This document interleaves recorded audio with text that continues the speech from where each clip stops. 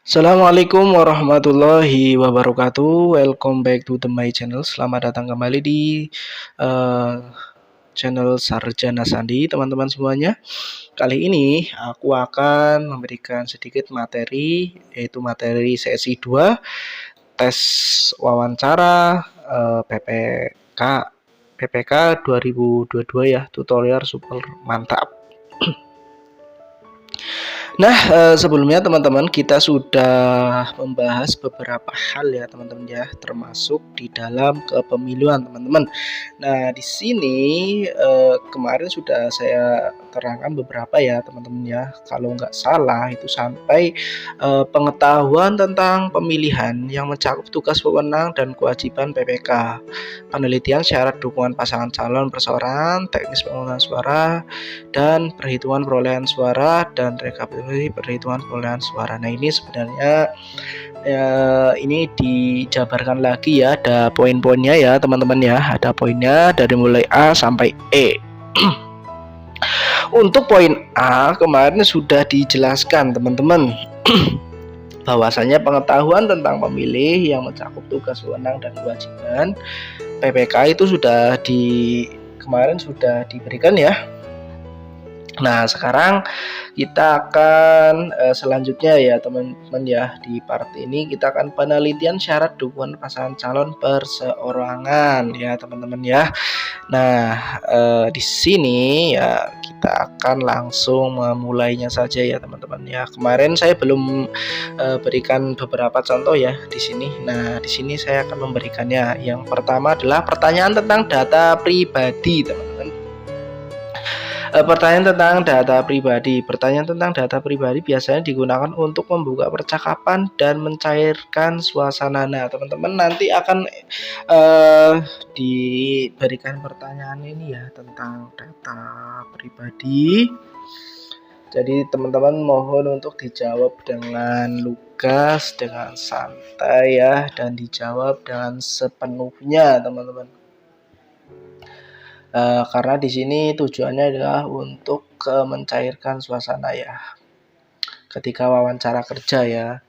Jadi kita nggak boleh ini teman-teman, nggak boleh tegang ya, pasti kita harus sabar, dijawab dengan pasti, dan ya kita kalau intinya kan berusaha dulu teman-teman ya, berusaha dulu karena posisi saya juga sedang ikut berusaha nih teman-teman. Semoga saya juga diberikan kelancaran ya teman-teman ya. Alhamdulillah sudah sampai ke tahap ini. Nah, misalkan kok nanti di sini teman-teman gagal, tenang teman-teman, masih banyak sekali ya yang masih ada PPS, dan nanti materinya apa juga insya Allah aku siapkan ya teman-teman ya. Oke, jangan putus asa, tetap berusaha terus. Nah, meskipun sebagai pertanyaan pembuka dan bersifat umum, Anda tetap harus antusias menjawab sehingga pewawancara tertarik kepada Anda. Ya, teman-teman juga harus menjawabnya dengan lugas, teman-teman, dengan ada damage-nya seperti itu. Jadi meskipun yang nanya misalkan adalah temannya jenengan ya Anda juga harus bersikap profesional ya, artinya jangan karo nyongi apa dan lain sebagainya ya. Itu bahasa Jawanya itu seperti itu ya, misalnya enakan gitu ya, jangan seperti itu teman-teman. Tetap harus seperti teman-teman menghadapi ya, pokoknya serius seperti itu teman-teman. Jadi nanti tidak menjadikan keraguan-raguan teman-teman. Nah, lanjut di sini ya teman-teman ya. Di sini ada cerita tentang diri Anda ya. Ini ada contohnya kandidat.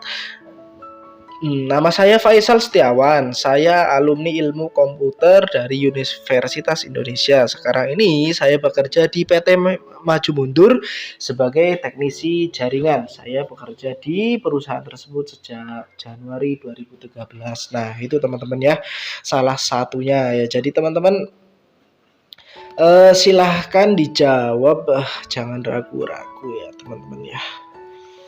Terus itu kan contoh sedikitnya ya, sebenarnya ada versi lengkapnya, cuman teman-teman silahkan buat versi teman-teman sendiri, karena kalau seperti ini kan nggak mungkin dihafal ya teman-teman ya. Masa teman-teman harus menghafal diri teman-teman, kan nggak mungkin, pastinya kan sudah melekat artinya, teman-teman sudah paham butuhnya apa, terus juga harus seperti apa, teman-teman pastinya sudah paham seperti itu. Teman-teman pernah mengikuti organisasi apa itu juga jangan lupa ya teman-teman ya, nanti dibicarakan pernah ikut organisasi apa, pernah juara apa. Nah kalau bisa teman-teman, kalau misalkan nih ada poin plus teman-teman membuat buku ya teman-teman ya, itu juga boleh loh teman-teman, nanti bisa menjadi sebagai nilai plus ya, nilai plus di sini. Jadi teman-teman nanti tidak tidak monoton hanya itu saja seperti itu. Nah setelah itu teman-teman ya, ini kan rekam jejak calon anggota PPK. Nah itu tadi sudah saya berikan. Selanjutnya adalah penelitian syarat dukungan pasangan calon perseorangan. Nah syaratnya apa saja sih kalau ingin mendukung ini ya teman-teman ya? Ini paling penting juga teman-teman, calon perseorangan ya. Nah, di sini saya bacakan ya teman-teman ya. Jumlah dukungan dan persebarannya bagi pasangan calon perseorangan. Perseorangan itu dia menyalonkan diri tanpa partai, teman-teman. Jadi dia menyalonkan diri hanya bermodalkan tekad ya. Kalau ada uang ya mungkin pakai uang. Ya yang jelas juga tetap pakai uang sih, pasti saya berani jamin ya. Cuman kan ya namanya juga hidup gitu. Apalagi kalau kayak tokoh-tokoh ini biasanya calon perseorangan, kalau artis teman-teman itu udah kuat banget ya teman-teman ya. Kita sambil bahas-bahas ya teman-teman ya. Jadi kalau kayak artis itu ya ibarat kayak nggak usah promosi pun, kalau nyalon perseorangan pun dia tetap bisa mendapatkan nilai yang baik lah ya, seperti itu ya, kalaupun dia artis. Tapi kalau bukan, apalagi bukan siapa-siapa, nah ini di sini ini yang banyak ditekankan ya, bagi pasangan calon perseorangan dan simulasi penetapan yang paling sedikit jumlah kursi atau akumulasi perolehan suara sah pemilu terakhir sebagai syarat pencalonan teman-teman, yang diajukan partai politik atau gabungan partai politik dalam pemilihan Bupati Wakil Bupati Kuburaya tahun 2018. Untuk calon perseorangan yang ingin maju sebagai calon Bupati Wakil Bupati, minimal nih teman-teman ya, harus didukung oleh 34,974 pemilih. Nah, ini kalau artis teman-teman itu pasti mudah lah nyari orang segitu ya, apalagi kayak artis ditonton katakanlah orang mungkin satu Indonesia tahu, ibaratnya Raffi Ahmad itu siapa dan lain sebagainya. Dia itu mungkin nggak usah promosi apa-apa juga ya tetap akan dapat nilai seperti itu ya teman-teman ya.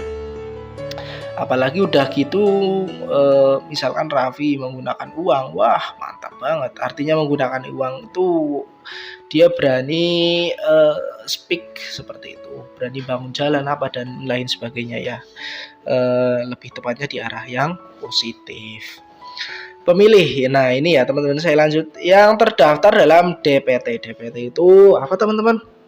Adalah daftar pemilih tetap ya. Jadi yang sudah terdaftar teman-teman. Jadi misalkan sudah terdaftar di DPT ya, maka dia sudah bisa memilih dengan lancar ya teman-teman. Pada pemilihan presiden dan wakil presiden tahun 2014 yang tersebar di 5 kecamatan yang di Kabupaten Kuburaya ini, maksudnya Kabupaten Kuburaya ini hanya contoh ya teman-teman ya. Intinya nanti teman-teman ambil intisarinya ya. Kalau nggak salah calon perseorangan itu ada beberapa hal ya. Salah satunya itu ada ambang batasnya juga ya, seperti yang sudah ditentukan di sini teman-teman ya.